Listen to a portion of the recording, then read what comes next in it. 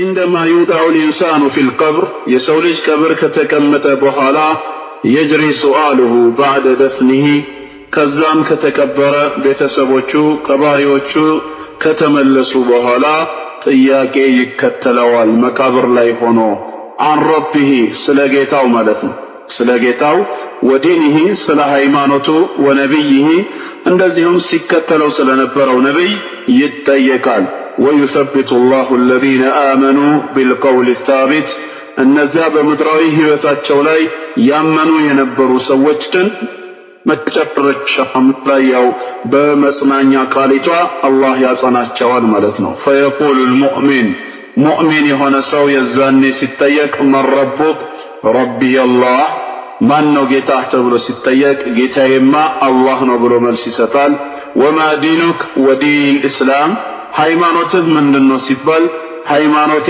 እስላም ነው وما نبيك ነብይህስ ማን ነው ተብሎ ሲጠየቅ ወነብይ ሙሐመድ አለይሂ ሰላቱ ወሰላም ነብያችን አለይሂ ሰላቱ ወሰላም የአላህ ነብይ ከሆኑ የአላህ ነብይ ናቸው ብሎ ምስክርነትን ይሰጣል ወይዲሉ الله الكافرين والمنافقين ከሃዲያኖችንና መናፍቃኖች ግን መጀመሪያም እምነት የሌላቸው በመሆናቸው ምክንያት አላህ በወንጀላቸው ስተት ውስጥ ይዳርጋቸዋል فيقول الكافر ካፊር የሆነ ሰው ሲጠየቅ ምን ይላል ها لا أدري ይላል እንዳህያ ያናፋል አላውቅም ነው የሚለው አላውቅም ብሎ ምላሽ ይሰጣል ويقول المنافق أو المرتاب በመናፍቅነት ሲኖር የነበረው ወይም ተጠራጣሪው አካልም ሲጠየቅ ምን ይላል لا أدري ምንም የማውቀው ነገር የለም سمعت الناس ሰዎችን ሰምቻለሁ يقولون شيئا አንዳንድ ነገር ሲሉ فقلت እኔም ተከትዬ ብያለሁ ከዛ ውጪ ግን በእውቀት የተገነባ እምነት የለኝም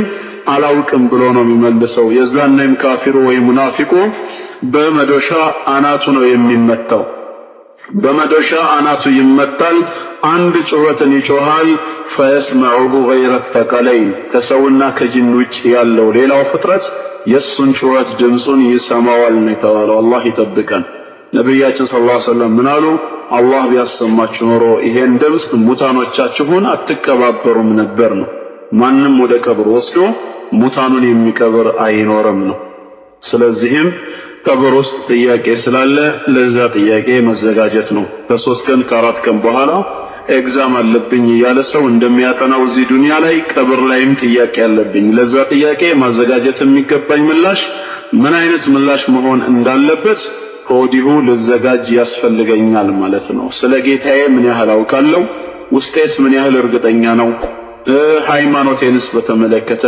እምከተለው ነብይ ማን ነው የሚለው ከወዲሁ ልንዘጋጅበት የሚገባ ጥያቄ ነው ማለት ነው መሰረቱ ይሄ ነው የሰው ሙስሊም መሆንና አለመሆን የሚወሰነው በዚህ ስለሆነ ይህንን ነጥብ መዘጋጀት የእያንዳንዳችን ድርሻ ነው አዛቡል ቀብር ወነዒሙ የቀብር ቅጣትና ጸጋዎች በመቃብር ውስጥ ቅጣት አለ ወይስ የለም እንደዚሁም ደግሞ ጸጋ አለ ወይስ የለም ከተባለ ይሄን እኛ ሙስሊሞች መኖሩን እናምናለን ነው ሙስሊሞች ያምናሉ فأما عذاب القبر فيكون للكافرين والمنافقين والعاصين የቀብር ቅጣት ከሆነ ለካፊሮች ለመናፍቃንና ሙስሊም ሆነው ነገር ግን ብዙ አመጽ ያለባቸው ወንጀለኞች ለአመፀኞች ቅጣት እንዳለ ነው የምናምነው قال تعالى في قوم نوح ስለ ኑህ ህዝቦች አምላካችን አላህ ሲናገር በሱረቱ ኑህ ላይ ምንድነው የሚለው ቁጥር 25 مما خطيئاتهم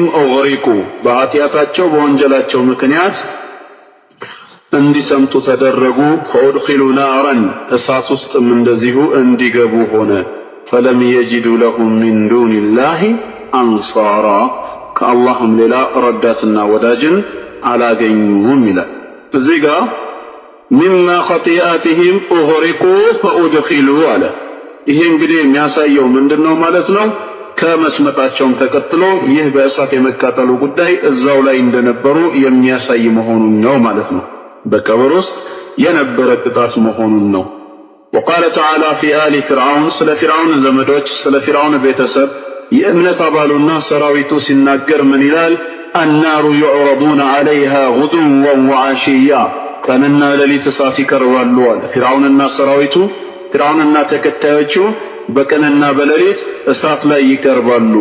ወየውመ ተቁሙ ሰዓ ሰዓቲቷ በምትቆምበት ትንሣኤ በምትመጣበት ቀን ደግሞ አድኺሉ አለ ፊርዓውነ አሸደል ዐዛብ የፊርዓውን ሰራዊቶች ቤተሰቦቹን የእምነት ተከታዮችን በጠቅላላ በጣም ወደ በረታው ቅጣት ክተቷቸው ይላሉ። ነገ የውመል ቂያማ ወደ በረታው እሳት የሚገቡ ከሆነ ፈልዓረዱ ዐለ ናሪ ፊ ዓለሚል በርዘኽ መሆኑን ያሳየናል ማለት ነው። እሳት ቀንና ሌሊት ይቀርባሉ የተባለው የት ይሆናል ማለት ነው? በግርዶ ዓለም በቀብር ውስጥ መሆኑን ያሳየናል። ቀብለ ቂያሚ ሰዓ ቂያማ ከመቆሙ በፊት ማለት ነው። ይህንን ይገልጽልናል። ወአማ ነዒሙል ቀብሪ ፈሊልሙእሚኒነ አሳሊሒን የቀብር ጸጋ ደግሞ በተቃራኒው ለማን ነው? ሷሊሕ ለሆኑ መልካም ለሆኑ ለአላህ ባሪያዎች ነው የሚሆነው። አላህ ከነሱ ያድርገን። ቃለ ተዓላ አላህ ምን ይላል? ኢነ ለዚነ ቃሉ ረቡና አላህ እነዚያ አላህ ጌታችን ነው ያሉ ሰዎች ثم استقاموا ከዛም በዚሁ እምነታቸው እስከ ሕይወታቸው ፍጻሜ ድረስ ጸንተው የሞቱ ካሉ ተተነዘሉ ዐለይሂሙል መላኢካ መላእክት እነሱ ዘንድ ይወረዳሉ። መላኢካዎች ይመጣሉ። ምን ይሏቸዋል? አላ ተኻፉ አትፍሩ ይሏቸዋል። ወላ ተሕዘኑ ካሁን በኋላም እንደዚሁ ባሳለፋችሁት ነገር አትተክዙ። ወአብሽሩ እንኳን ደስ ያላችሁ ቢልጀነቲ አለቲ ኩንቱም ቱዓዱን ትቀጠሩት በነበረው ጀነት ይኸው ፊት ለፊት ይጠብቃችኋል በማለት ማለት ነው የምስራችን ቃል ይነግሯቸዋል ማለት ነው። وعن البراء بن عازب أن النبي صلى الله عليه وسلم قال في المؤمن إذا أجاب الملكين في قبره نبياتنا عليه الصلاة والسلام سنناقروا من بلوال لهلت ملائكة لنكيرنا منكر مالتنا ሁለቱ ያዋና ጥያቄዎች ናቸው። ለጥያቄው በቂ ምላሽ ከሰጠ በኋላ ፈዩናዲ ሙናዲ ሚነ ሰማዕ ከሰማይ ተጣሪ ይጣራል። አንሰደቀ አብዲ ባሪያዬ እውነትን ተናግሯል። ፈፍሪሹሁ ሚነል ጀና ከጀነት የሆነ ምንጣፍን አንጥፉለት። ወአልቢሱሁ ሚነል ጀና ከጀነት የሆነ ልብስንም አልብሱት። ወፍተሑ ለሁ ባበን ኢለል ጀና ወደ ጀነት የሚያደርሰውንም ደጃፍ በሩን ክፈቱለት ይባላል። ይሄ እንግዲህ ምን ያሳየናል ማለት ነው? ቀብር ውስጥ ጸጋ ኒዕማ መኖሩን ማለት ነው። ከዛም የጀነት ሽታዎቹ ጥሩ ነገሮች ሁሉ ይመጡለታል። ሐታ በቀብሩ ላይ አይኑ በሚያየው ልክ ቀብሩ ይሰፋለታል ብለው ነቢያችን አለይሂ ሰላቱ ወሰላም ነግረውናል ማለት ነው። ይሄ በቀብር ውስጥ ጸጋ መኖሩን በተቃራኒው ቅጣት መኖሩንም ያሳየናል ማለት ነው። አሽራጡ ሰዓ የቂያማ ምልክቶች የቂያማ ምልክቶች ምን ምንድናቸው? ቂያማ መቃረቡን የሚጠቁሙ ነገሮች። አወለን መታ ተቁሙ ሰዓ ቂያማ የሚቆመው መቼ ነው? ከሁሉ በፊት ቂያማ መቼ ይቆማል?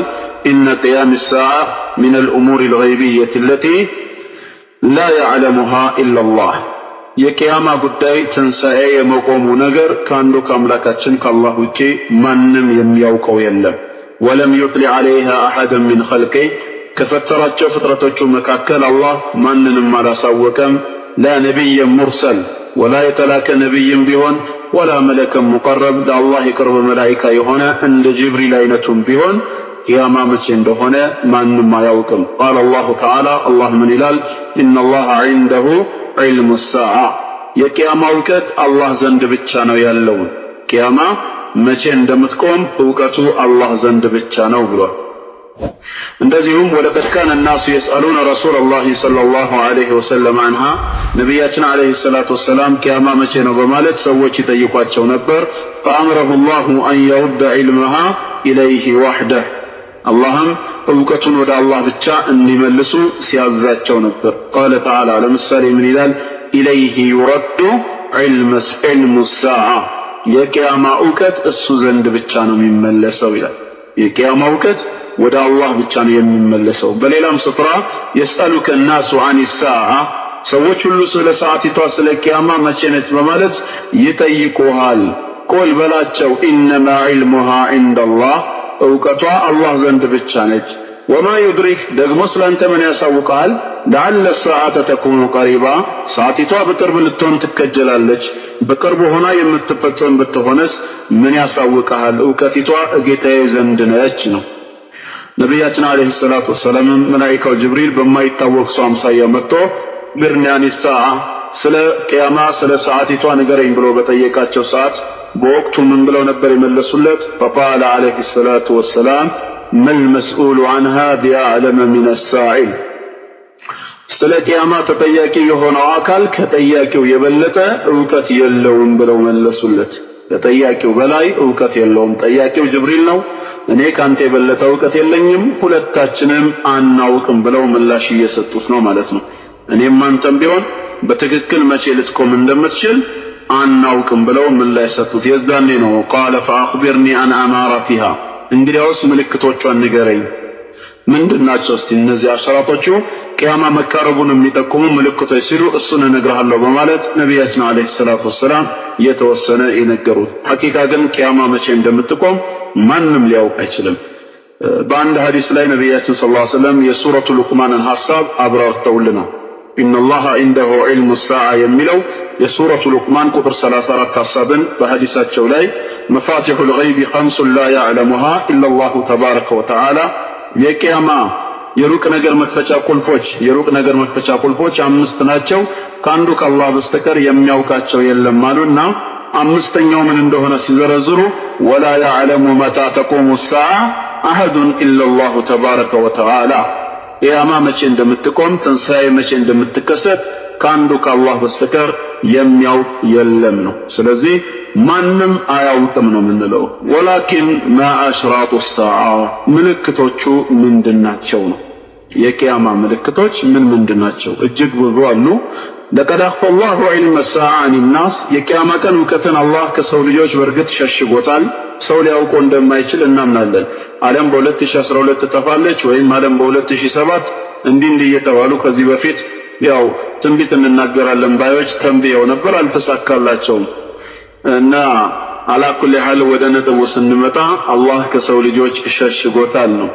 ከሰው ልጆች የቂያማ ቀን እውቀት መቼ እንደሆነች ሸሽጎባቸዋል። ወበየነ አነሃ ተቃዑ ፈጅዓተን ባይሆን በድንገት ሊመጣ እንደሚችል አላህ ገልጾልናል። አናውቀውም። ቂያማ በድንገት ነው የሚመጣው። ወታቲ በግተተን በፍጥነት ትመጣለች። ፈቃለ ሱብሓነሁ ላ ተዕቲኩም ኢላ በግታ በፍጥነት ወዲያውኑ ሳታስቡት በድንገት ብቅ የሚል እንጂ ሌላ ቀጠሮ ተሰጥቶት እንደ ጓደኛ ወይም ደግሞ ግብዣ እንደተጠራ ሰው አይደለም። በሆነ ወቅት ላይ ይመጣል አለ።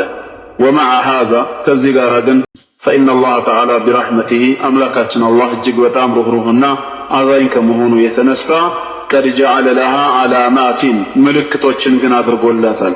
ተዱሉ ዐለይሃ ወአማራትን ቱርሽዱ ኢለይሃ መቃረቧን የሚጠቁሙ እየተቃረበች እየመጣች መሆኗን የሚያሳዩ ምልክቶችን አምላካችን አላህ በቅዱስ ቃሉ ነግሮናል። ነቢያችን አለይሂ ሰላቱ ወሰላምም ገልጸውልናል በሐዲሳችን ማለት ነው። እና ያው እነዚህ ምልክቶችን በተመለከተ አብዛኞቹ የመስኩ ምሁራኖች ዑለማዎቹ ወደ ሁለት ከፍለውታል።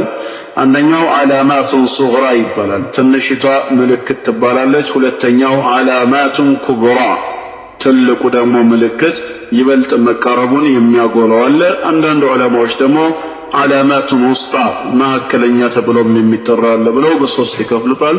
አላኩል ያህል ሁሉም ያው የሚጠቁመው ግን ከዚህ በፊት ተፈጽሞ ያለ አሁን እየተፈጸመ ያለና ወደፊት ሊፈጸም ገና ያልመጣን ነገርን የሚጠቁሙ ናቸው። ከዛ የዘለሉ አይደሉም ነው።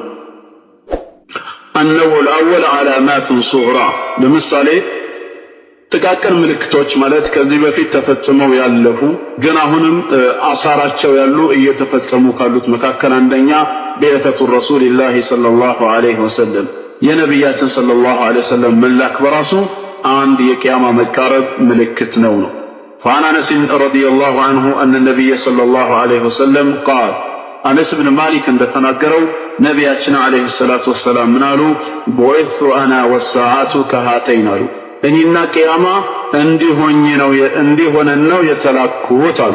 وأشار بالسبابة والوسطى በአመልካች ጣታቸውና ማዕከል ላይ ባለችው በሶስተኛው ጣታቸው በመጠቆም ማለት ነው። እነዚህ ሁለት ጣቶች የተቀራረቡትን ያክል እኔና ቅያማ ሰዓቲቷ እንዲህ ተቀራርበን ነው የተላኩት ብለው ስለ ራሳቸው ተናግረዋል ማለት ነው። ይሄ ማለት እንግዲህ ወልማዕና አነሁ ሰለላሁ ዐለይሂ ወሰለም ለይሰ በይነሁ ወበይነ ሰዓ ነቢዩን አኸር በሳቸውና በቅያማ መካከል ሌላ ነቢይ ያለመኖሩንም እግረ መንገድ ይገልጻል ማለት ነው።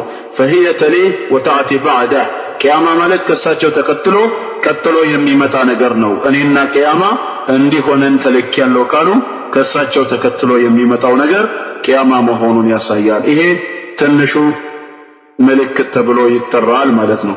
ሁለተኛ አምጡጠይዐ አልአማና አማና አደራ ይጠፋል፣ ታማኝነት የዛኔ ምን ይሆናል ማለት ነው? በሌላ ሰዎች እጅ ይሆናል ማለት ነው። ነቢያችን ሰለላሁ ዐለይሂ ወሰለም ኢማሙ አልቡኻሪ እንደዘገበው አን አቢ ሁረይረተ ረዲየላሁ ዐንሁ አነ ረጁለን ጃአ የስአሉ ነቢይ ሰለላሁ ዐለይሂ ወሰለም አን ሰዓ አንድ ሰውዬ ነቢያችን ዐለይሂ ሰላቱ ወሰላም ዘንድ መጣና ስለ ቅያማ ሊጠይቃቸው ነው። እናም ጠየቃቸው። ፈቃለ ለሁ ምን አሉት? ኢዛ ዱይዐቲል አማና አማና ወይም አደራ ታማኝነት በጠፋ ሰዓት ፈንተዚር ሰዓ ቅያማን ተጠባበቃት አሉ። ቅያማን ተጠባበቃት። ከዛ በኋላም ቃለ ወከይፈ ኢዳዓቱሃ እንዴት ነው የመጥፋቷ ሁኔታ ብሎ ሲጠይቃቸው ቃለ ኢዛ ውሲደ አልአምሩ ኢላ ገይሪ አህሊሂ ጉዳዩ ባለቤቱ ወዳልሆነ ሰው ውክልና ተሰጥቶ ወደሱ በሆነ ሰዓት ፈንተዚር ሰዓ ቅያማን ሰዓቲቷን ተጠባበቃት አሉ። ሌላው ሶስተኛው ደግሞ ምንድን ነው?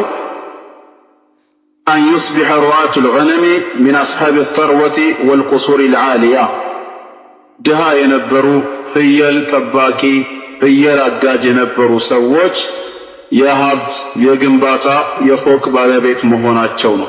ይሄም ነቢያችን ዐለይሂ ሰላቱ ወሰላም ትንቢት የተናገሩት ነው። በፊ ሐዲስ ጅብሪል አልመሽሁር አነሁ ሰአለ ረሱል ዐለይሂ ሰላቱ ወሰላም አን ሰዓ ስለ ቅያማ ምልክት ጠይቋቸው እያለ መጀመሪያ ቅያማ መቼ ነው ሲላቸው ፈቃለ መል መስኡሉ ዐንሃ ቢአዕለመ ሚነ ሳኢል ተጠያቂው አካል ከጠያቂው የበለጠ እውቀት የለውም ብሎ ሲመልሱለት ከዛ ቀጠለና ቃለ ፈአኽቢርኒ ዐን አማራቲሃ እሺ ምልክቶቿን መቃረቧን የሚጠቁሙ ነገሮችን ንገሩኝ ሲላቸው ፈቃለ ዐለይሂ ሰላቱ ወሰላም አን ተሊደ አልአመቱ ረበተሃ አንደኛ ባሪያ የሆነች ሴት ጌታዋን ትወልዳለች አሉ። ጌታዋን ትወልዳለች። ይሄ ማለት ምን ማለት ነው? ባሪያ ጌታዋን ትወልዳለች ሲባል ወልሙራዱ አን የክቱረ አልዑቁቁ ፊል አውላድ በልጆች ላይ የወላጅን መብት መጨቆን ወላጆችን ማሰቃየት ይበዛል ማለት ነው። ፈዩዓሚሉ ልወለዱ ኡመሁ ልጅ እናቱን እንዴት ነው ከእሷ ጋር የሚኗኖረው? ሙዓመለተ ሰይዲ አመተሁ ልክ አንድ ጌታ ከባሪያው ጋር ከሰራተኛው ጋር የሚሆነውን ሁኔታ እሱ የበላይ ሆኖ ያዛታል፣ ያመናጭቃታል። እሱ ተላላኪው ትሆናለች እናትየው ማለት ነው። የዛኔም ባሪያ ጌታዋን የምትወልድበት ጊዜ ይመጣል። ለምሳሌ ሚነል ኢሃና በዝቅተኝነት ወሰብ ይሰድባታል፣ ወበረብ አስፈላጊም ከሆነ እናቱን ይመታታል። ወልኢስቲኽዳም እንደዚሁም ደግሞ አገልጋይ አድርጎም ደግሞ ይገለገላል፣ ይጠቀምባታል ማለት ነው። አላህ ይጠብቀን ከእንደዚህ አይነት ነገር። ሙስሊም ወንድሞችና እህቶች አላህ ያርቀን ሁላችንም። ይህ አይነት ነገር እንግዲህ በተግባር እየተከሰተ ያለ ነው። ወልዳ አጥብታ በጀርባዋ ተሸክማ እየሸና ልጁ ማለት ነው ያ ሁሉ ስቃይና መከራ ይዛ እንደው መቼ ነው ካሁን የሚደርስልኝ እያለች እናት እሱ ኃይልና ብርታት ሲያገኝ በተራው ደግሞ ምንም ሐቋን እንኳን መወጣት ባይችል የተወሰነ ነገር ላስደስታት በመልካም ንግግርም እንኳ ቢሆን እያለ ማድረግ ሲገባው ግን ኃይልና ጉልበት ሲያገኝ በተቃራኒው የሚሰራው ግን ዛሬ ምንድነው? እናቱን ማመናጨቅ ነው። ይሰድባታል፣ የሚመታም ይኖራል። አላህ ይጠብቀን። እንደዚህ አይነት ዘመን ይመጣል። እንግዲህ ምን ሆነች ማለት ነው? እሷ እንደ ባሪያ ሆና ጌታዋን ወለደች። ይህ አይነት ዘመን ይመጣል። ወአንተረል ሑፋተል ዑራት እንደገናም አሉ ነቢያችን ሰለላሁ ዐለይሂ ወሰለም ጫማ የሌላቸው ራቁት የሚጓዙትን ታያቸዋለህ። አልዓላ ድሃ የሆኑ ሰዎች ድሃ የሆኑ ምንም ጫማ የሌላቸው ድሃዎችን ታያቸዋለህ። ሩዓቱል ገነም ሪያሻ እነዚህ የፍየል ጠባቂ ፍየል አጋጅ የነበሩት የተጣወሉነ ፊል ቡንያን ወዲያውኑ በግንባታ በፎቅ ሲሽቀዳደሙ ታያቸዋለህ። በፎቅ ወዲያውኑ ሲሽቀዳደሙ ታያቸዋለህ። ከ80 ዓመት በፊት እንግዲህ በተለይ የአረቦችን ሀገር ሁኔታ ያየ ሰው ዛሬ ምን ይመስሉ ነበር የሚለው ሲታይ በተግባር እየተፈጸሙ ያሉ ነገሮች ነው ማለት ነው። ትላንት ፍየል አጋጅ የነበሩት ዛሬ በፎቅ ግንባታ ሲሽቀዳደሙ ነው የምታያቸው። እና እንግዲህ وهذا كله من انقلاب الحقائق في آخر الزمان የነገሮች እውነታዎች ሁሉ መገለባበጥ ያው በመጨረሻው ዘመን ላይ የምናየው ጉዳይ ነው ማለት ነው። እና ይሄ እንግዲህ ለማንኛውም ሶስቱ ደናሙና ሆኖ የቀረቡት ጥቃቅን ምልክቶች ናቸው። النوع الثاني علامات الساعة الكبرى ትልቁንና ይበልጥ ቂያማ መቃረቡን የሚገልጹ ደግሞ ምልክቶች አሉ። ሁለተኛው እንግዲህ አምላካችን አላህ የዓለሙን መጥፋት በሚፈቅድበት ሰዓት በጣም አስደንጋጭ የሆኑ አጃኢብ የሆኑ ክስተቶች ይፈጸማሉ። ሰዎች ከሚያዩትና ከለመዱት ነገር ውጪ ማለት ነው፣ ከለመዱት ውጪ የሚከሰት ክስተት አለ። ከነዚህም መካከል አንዱ ኹሩጁል መሲሑ ደጃል አሳሳቹ አንቲክራይስት የኢሳ አለይሂ ሰላም ተቃዋሚ የሆነው ሐሰተኛው ክርስቶስ ይወጣል ማለት ነው። وهو رجل أعور እሱ ማለት ዕውር የሆነ ሰው ነው። መምሱሑል ዐይኑል ዩምና ቀኝ አይኑ የታበሰ የሌለው ነው። መክቱም በይነ ዐይነይሂ ካፊር በአይኖቹ መካከል ካፊር የሚል ተጽፏል። የዳዒል ኢላሂያ አምላክ ነኝ በማለትም ይሞግታል። ወየፍቲኑ ናስ ዐን ዲኒሂም ሰዎችን በጠቅላላ ከዲናቸው ይፈትናቸዋል። ቢማ ዩዝሂሩ ዐላ የደይሂ ሚን ኸዋሪቂል ዐዳት በእጆቹ ላይ የሚከሰቱ በጣም አስደንጋጭ የሆኑ እስከዛሬ ያልታዩ ክስተቶች ይፋ በመሆኑ ማለት ነው። እና የሰው ልጆችን አእምሮ የሚፈታተን የሆነ ወየተመከኑ ሚን ኢድላል ضعاف الإيمان ኢማናቸው ደካማ የሆኑ ሰዎችንም ለማጥመም ይመቸዋል። ወዩሰቢቱ ላሁ الذين آمنوا እነዛ ያመኑ ሰዎችን ግን አላህ ያጸናቸዋል። فلا يخدعون بأضالله በሱ የጥመት መንገድ አይሳሳቱም አይጠሙም። ወየዝዳዱነ በሲረተን ቢአምሪ እንደውም በሱ ማንነት የባሰ ይበልጥ ኢማናቸው እየጨመረ ይመጣሉ ማለት ነው። ያው እሱን በተመለከተ ኢንሻአላህ ለብቻው ምናልባት በቀጣይ ፕሮግራም ከየት ይወጣል እንዴት ይሆናል የሚለውን ዝርዝር ያለ ታሪኩን ልናየው እንችላለን። አሁን ጠቅለል ባለ መልኩ ነው የቀረበው። ሁለተኛው ኑዙል ዒሳ አለይሂ ሰላም ሚነ ሰማዕ የዒሳ አለይሂ ሰላም ከሰማይ መውረድ ማለት ነው። በደጃል ምድርን መፈተን ምክንያት ደጃል ከመጥፋቱ በፊት ዒሳ አለይሂ ሰላም ይወርዳል።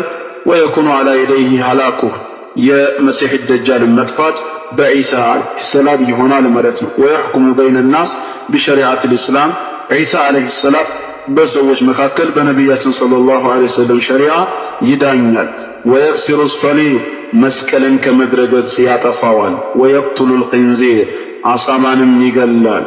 ፈተምተሊኡ ልአርዱ አምነን ወዐድላ ምድር በጠቅላላ ደህንነትና ሰላም ጸጥታ ይሰፍንባታል። ባዕደ አን ሙሊአት ظልመን ወጀውራ በደልና አመፅ ከሞላባት በኋላ ዒሳ አለይሂ ሰላም ወርዶ እነዚህን ነገሮች ካጠፋ በኋላ ምድር ጸጥታ ደህንነት ይሰፍንባታል። የዛኔም ወየኡሙል ኸይር መልካም ነገር ሁሉ ሁሉንም ያጠቃልላል። ወቱንዘዑ ልዐዳወቱ ሚን ቁሉቢ ናስ በሰዎች መካከልም ጥላቻ ጠላትነት ተመዝሎ ይወጣል። ፈላ ዩጀዱ በይነ ኢትነይኒ ዐዳዋ የዛኔ በሁለት ሰዎች መካከል እንኳን ጠላትነት አይኖርም። በሁለት ሰዎች መካከል ግጭት ጠላትነት አይኖርም። ይሄም የዒሳ መውረድ ለቂያማ መቅረብ ትልቅ ምልክት ነው ማለት ነው። ቃለ አላሁ ተዓላ ፊ ዒሳ አለይሂ ሰላም እሱም በማስመልከት ስለ ዒሳ አምላካችን አላህ ምን ብሏል? ወኢነሁ ለዕልሙን ሊሳዓ እርሱም ዒሳ ለሰዓቲቱ ማወቂያ ምልክት ነው ይላል። ፈላ ተምተሩነ ቢሃ በሷም አትጠራጠሩ ተከተሉኝ ቀጥተኛው መንገድ ይህ ነው በላቸው ብሎ አምላካችን አላህ በቅዱስ ቃሉ ነግሮናል ማለት ነው። ሶስተኛ ደግሞ ጡሉዕ ሸምሲ ሚነል መግሪብ ፀሐይ ከምዕራብ ከመጥለቂያዋ መውጣቷ ማለት ነው። ፈዒንደማ ተቅተሪቡ ሰዓቱ ቅያሚቷ ይበልጥ በጣም ስትቀራረብ የተገየሩ ኒዛሙል ከውን የፍጥረት ዓለሙ ስርዓት ይቀየራል። ወተظهر فيه آيات غير مألوفة للبشر على خلاف ما اعتادوه ሰዎች ከሚያውቁትና ከለመዱት ውጪ በጣም ተቃራኒ የሆነ ነገር ይፋ ይሆናል። فالشمس التي كانت تطلع من المشرق ከምስራቅ አቅጣጫ ብቅ ስትል የነበረችው ፀሐይ የራህ الناس طالعة من المغرب ሰዎች በጠቅላላ ከምዕራብ በኩል ብቅ ስትል ያዩዋታል። ከምዕራብ በኩል ብቅ ስትል ያዩዋታል። فيبادرون إلى الإيمان ሁሉም ሰው የዛኔ ወደ ኢማን ይቻኮላል።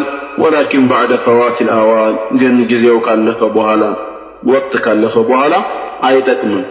وعن أبي هريرة رضي الله عنه أن رسول الله صلى الله عليه وسلم قال نبياتنا عليه الصلاة والسلام منالو لا تقوم الساعة يا ما تقومم حتى تطلع الشمس من مغربها ፀሐይ ከመጥለቂያዋ ብቅ እስክትል ድረስ فإذا طلعت ብቅ ካለች ወዲያውኑ ወራአህ الناس ሰዎች የሚያዩትና آمنوا وأجمعون ሁሉም ያምናሉ فذلك حين لا ينفع نفسا إيمانها የዛኔ ግን የአንዲት ነፍስ ኢማን የማይጠቅምበት ቀን ነው። ለም ተኩን አመነት ሚን ቀብሉ ከዛ በፊት ያላመነች ካልሆነ አው ከሰበት ፊ ኢማኒሃ ኸይራ ወይ በኢማኗ ላይ መልካም ስራ ያልሰራች ከሆነ ኢማን የማይጠቅምበት ቀን ይሆናል ማለት ነው።